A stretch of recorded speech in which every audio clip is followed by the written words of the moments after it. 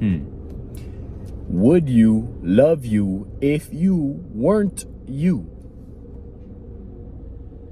I'm gonna say that again. Would you love you if you were not you? I had to come to terms with that answer many times in my life. I think now I've finally gotten to a space where I can say, yes, yes. But wow, was that a journey? And if you found this video, most likely you are crossing the threshold or have not long ago crossed the threshold of being able to say yes to that question as well. You know, being able to say, you know what? I really put myself through a developmental process that made me into exactly the person that I've always wanted to be, right? And this doesn't mean that you've,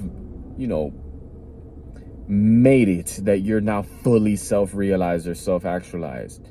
Not exactly, right? Very few of us are going to truly be self-actualized and self-realized, and that'll most likely be much later on in life. With that said, I've gotten to a point where now I'm 28, right? I turned 28 about a month ago. Right now, this is September 20th, 2025. And I can finally say, if I were to meet myself and speak to myself and get to know myself, I would think I'm one cool motherfucker. Strange, eccentric at times, but I really fell in love with myself, and this came through a process. Right now I'm actually in the stage, and you may be currently in the stage of romanticizing, and I'm using romanticizing to, for lack of a better word, but I don't necessarily subscribe to romance and all that. I really don't, actually. But I guess I could say falling in love with the process, almost like you're courting yourself, right? So you may be going through a point where you're taking yourself out on dates, for lack of a better phrase, right? But you're going to places by yourself. You're doing things that you wouldn't normally be doing by yourself, and being with yourself in your own energy, and actually feeling like, wow, this is really nice. This is really nice. Lately, what I've been doing is I've been making a ritual of going to the beach, right? Just getting in the car, singing along the way, going to Whole Foods, getting some snacks, go straight to the beach and do my thing there, right? Some rounds of Qigong, some breathing, a prayer, just looking at the waves in silence, head back. What a beautiful time.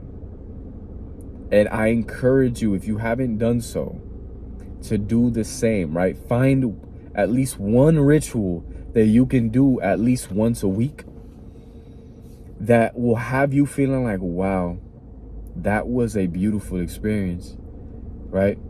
Because, when we're dealing with the world, especially if you have a day job, and even more especially if you have a day job that you actually don't really like, right? That is not aligned with your purpose, that is not fulfilling at all. To do that for most of your life, right? Most of your waking life throughout the week is it's draining. And we need to come home, right? We need to find that home base within our week to be able to show ourselves, hey, we're still here. Like, we're not just working, gym, sleeping, working, gym, sleeping, working, gym, sleeping. Like, we could actually we can create a beautiful time just with ourselves, right? So most likely, if you found this video, you have had to learn how to do that or are in the process of learning it, right? So I commend you for that. Wow. Yeah, this eclipse is coming in hot, first of all. Hot. All type of emotional gunk is coming up. 1 hour, I'm feeling like things are great. I'm feeling very confident. And in another hour, I'm feeling like, wow, where did this come from? You know? So you may be feeling the same. If you are, I mean, just know you're not alone. Just know that there's a whole collective of us going through very similar lessons, you know? So, yeah. Take yourself out on dates. At least once a week. Bare minimum once a month, but I wouldn't be able to sustain once a month. I need a once a week, you know?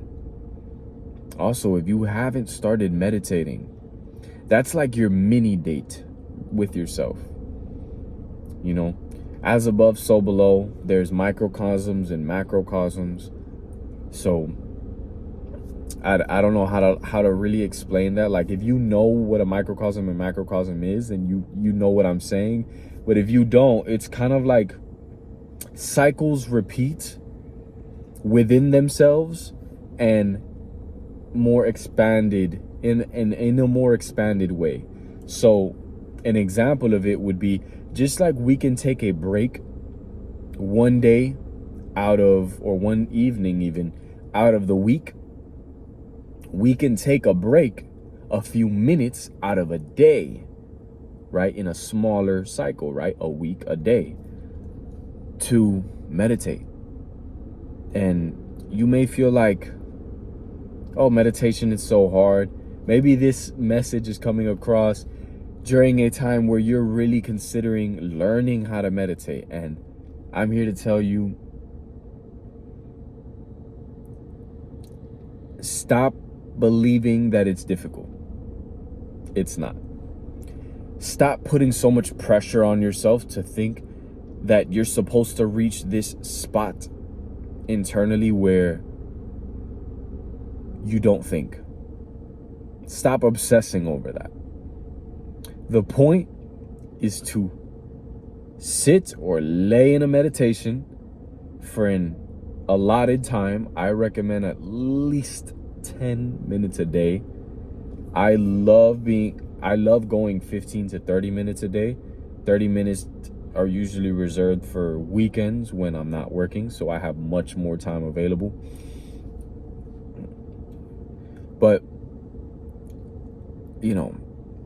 10 minutes a day. If that's too long, start with 2, start with 3. You can even do mini meditations, right? 60-second meditations to just come back and recenter yourself. That's great, right? Again, that's a little mini microcosm within your day. So being able to sit with yourself and notice how you feel. I think one of the things that has helped me a lot with meditation is stepping into my body more, as opposed to making it a whole mental thing.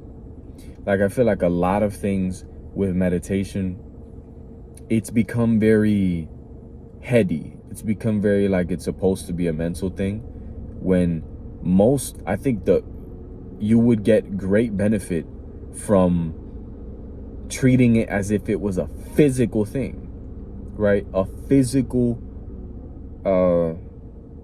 endeavor of stillness. So I say that to say, instead of focusing in your mind on meditation, focus on, how does my body feel? Like, really feel. How tense are my muscles? How how good is my posture? How rolled back are my shoulders, right? How deep is my breathing? And just kind of create checkpoints within yourself to kind of come back home, right? I think this whole video, the whole message was really a message about going back home. You know, there's been so many times where I've abandoned myself for the sake of others and for the sake of working on what I tell myself I need to work on, whether it be a day job or whether it be what I actually want to do, which is music. But even that grew toxic because I wasn't being emotionally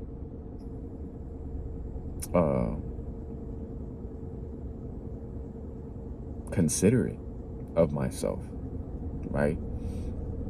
It became even music, right? Which I love. I love making music. Not only do I love making music, but I have to make music. Like, if I don't make music, I just wouldn't be here, you know? So it's one of those things. I have to make music. But even that started to feel like a chore because I had all this emotional baggage backed up from thugging it out for so many years and ignoring how I really felt, that music just started to feel like another day job, right? I start the timer, or I tell myself I go from this time to this time, right? I'm writing from this time to this time, making a beat from this time to this time, mixing from this time to this time. And then once I'm done, finally I'm done. But why do I feel like that? Why should I feel like I'm finally done doing something that I love doing, supposedly? And that's because there's a bunch of other stuff that had to be addressed, you know? So with that said, I know that this message found you exactly when it needed to find you. My name is Simbo Lumen, and I look forward to sharing something else with you very soon.